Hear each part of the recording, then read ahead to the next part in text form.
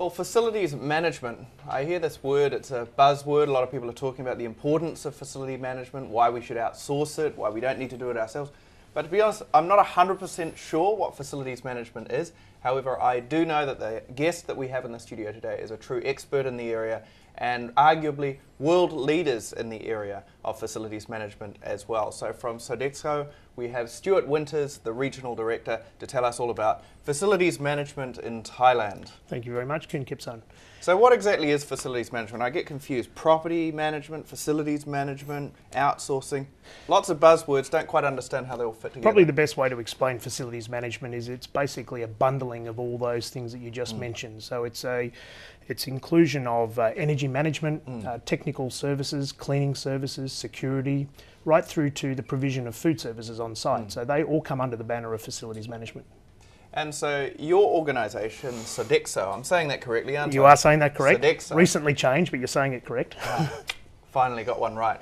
Founded in France some years back and very successful here in Thailand and around the world. I think you operate in more than 80 countries around the world. Correct, 84 countries. Yeah. So what type of clients need facilities management from somebody like you? We typically operate in four main sectors of business. The first one is healthcare, where we're a global leader.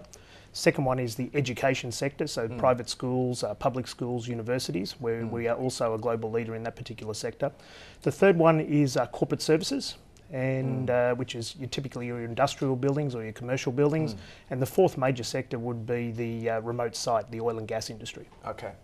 So looking closer to home here in Thailand, I see in terms of reference sites, a lot of the hospitals here, Yanhi for example, Bumrungrad, they use your services. So why do they use you rather than just doing it themselves? What's the benefit here? We typically find our clients, the value proposition to our clients is that they want to focus on their core business. Which is making sick people well, exactly. keeping well people well, that kind of thing in a hospital. Hospital administrators want to focus on their nurses, their doctors and the administration of their hospital. They're not interested in having that focus taken away for building services or catering services. Making sure the air conditioning's running is exactly. not like quite up there with saving lives, I suppose. Exactly, yeah. So hospitals typically contract out those non-core services to their business. And catering is another big one. I suppose for a lot of companies, they don't really want to have to deal with serving the food and dealing with the food for all the staff, for all the employees, all the management involved with that.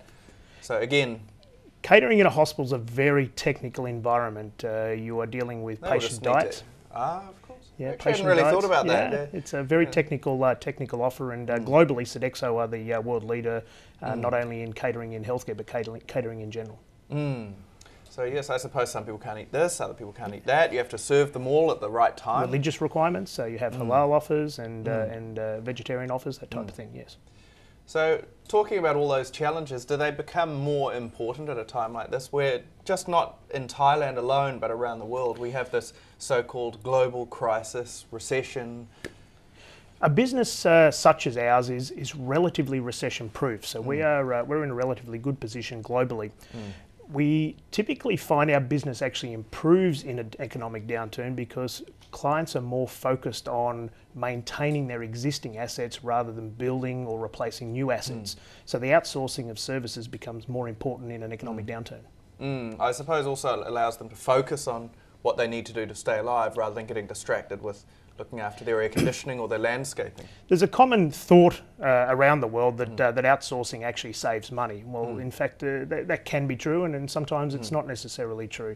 A lot of people outsource to cut costs, but most of the educated clients are outsourcing actually to improve their assets and the life expectancy of the asset. So looking at it sort of from the other side. From the other side, yes. Protecting their assets long term. Half full rather than half empty. Exactly. So what tips can you provide for people that are operating a factory or a hospital or a school, defence facility even? I know you've got a lot of clients in defence in Australia. What can you suggest to them that they should do as good steps to preserve their asset in facilities management? Clearly, preventative maintenance of the asset is key. Now, preventative maintenance in Asia is in its infancy. New concept It's over here. a very new concept in Asia. I know, Kun Kipson, you're from New Zealand, and New Zealand is one of the world leaders as far as standards are concerned for building maintenance. Asia is moving towards that, and it's moving towards it very quickly. And I think we've seen, certainly with events like BMAM that's being held at Impact this year, was in its inauguration last year. I think these international standards are being brought to Asia, and clients here are taking heed of what is required to extend the asset. Certainly working in the property sector, we actually see that now, that people actually care what's going to happen in 10 years. There is actually a 10-year plan, whereas perhaps there wasn't before. You mentioned BMAM Expo. Expo. A lot of letters to say there. 3rd through 5th of September this year, being held at Impact. What's that all about, and why is it so relevant to preventative maintenance? Impact, in conjunction with some of the service providers here in Thailand, including ourselves, got together, and we needed to educate the market here on good maintenance practices, especially energy efficient buildings, greenhouse emissions, those types of things. So Impact have put together a very good exhibition. It was inaugurated last year, so we're into our 2nd year this year, and the amount of feedback that positive feedback that we've received has been great. A lot of people talk about energy efficiency and it's too expensive to protect the environment, don't really care about what Al Gore has to say, can't afford it in times of crisis, economics bad. Do you feel that energy efficiency is one area that companies really can save costs? Because I've heard you can often achieve paybacks of less than a year if you just invest a little bit in energy savings here. Correct. Or manage things a little bit better. Within 1 year, you've got your money back and then you're profiting for life. Correct. We've just completed 2 major projects here in Bangkok as an example, where the client received a 23% and 27% respective saving on their annual energy bills, and the payback was less than 5 months. Wow! So there is significant savings to be made in properties here in Thailand and throughout Asia, but it takes an educated property owner in order to push that forward. Payback in 5 months. If you think how hard it is to do business, and you easy. say, "Oh, if only I could make an ROI on my assets of 20-30%, and then you're getting a payback in 5 months. It's way beyond that. Exactly, but it's surprising how difficult it is to sell this concept into some clients. Yeah.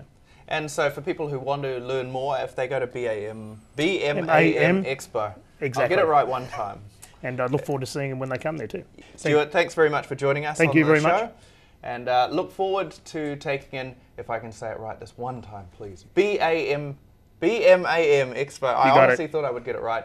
You're going to have to wait a little while, 3rd through 5th of September. And in the meantime, if you want to learn about energy efficiency, I'm sure that you can find plenty of information on the website, Sodexo.com. Is that right? Correct. Sodexo.com. There's more coming up after the break. Please stay tuned.